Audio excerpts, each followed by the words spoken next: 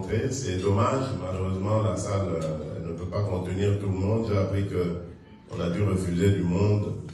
Ce n'est pas grave. C'était quelque chose d'assez rapidement organisé. Donc, la prochaine fois, on essaiera de faire beaucoup plus large. Amen. Donc, je tenais à vous voir, évidemment, parce que, comme en 2018, avant d'aller à la bataille, je suis parti d'ici. Et j'ai reçu votre bénédiction.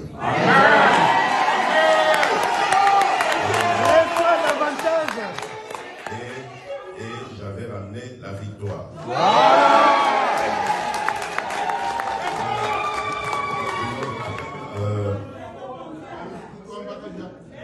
Comme vous le savez, comme je l'ai dit, il va y avoir une grande bataille électorale.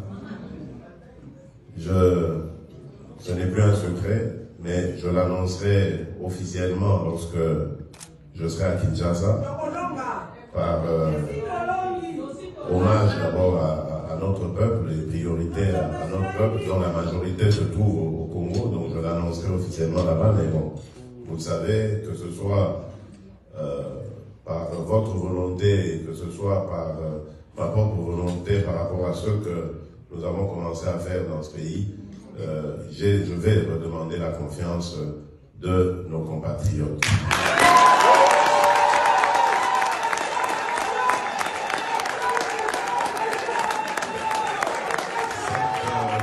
Cette confiance, je vais la demander parce que je crois que avec le soutien de nos compatriotes, et évidemment le soutien de Dieu, Tout-puissant, hein?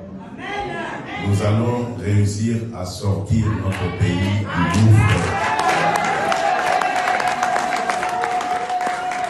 Le gouffre dans lequel on l'a plongé depuis de nombreuses années. À commencer déjà par la situation sécuritaire.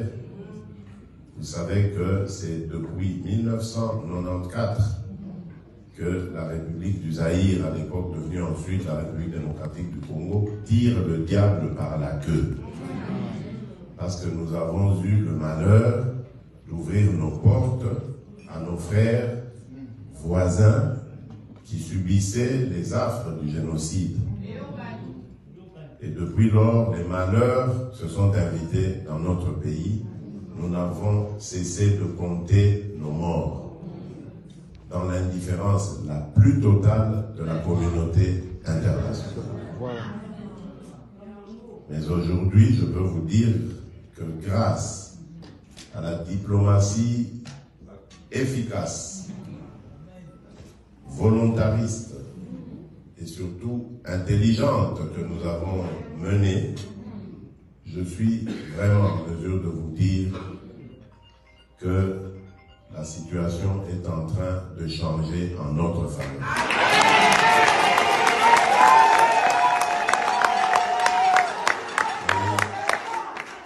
Je peux vous dire que ce n'est plus qu'une question de moi.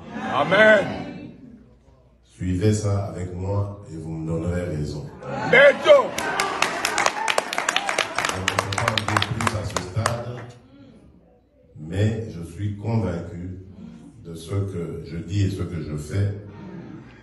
Cette situation de nos malheurs, dans quelques mois, elle sera derrière nous et dans nos vies.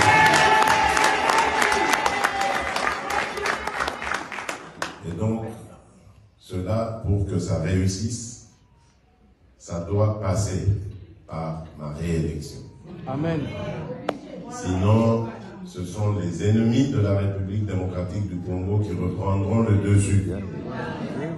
Avec la complicité de certains des nôtres, ou qui se disent des nôtres. Certains qui se disent congolais alors qu'ils sont en intelligence avec l'ennemi, le fossoyeur, l'auteur de nos malheurs. Donc nous avons le devoir de tous nous lever pour combattre ces ennemis de la République.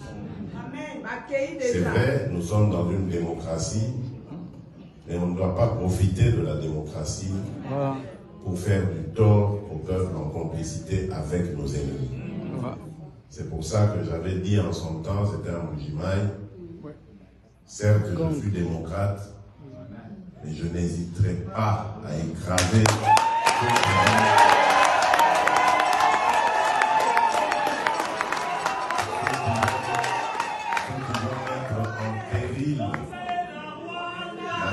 la stabilité et la sécurité de notre pays. Et je vais le faire sans regret, sans remords.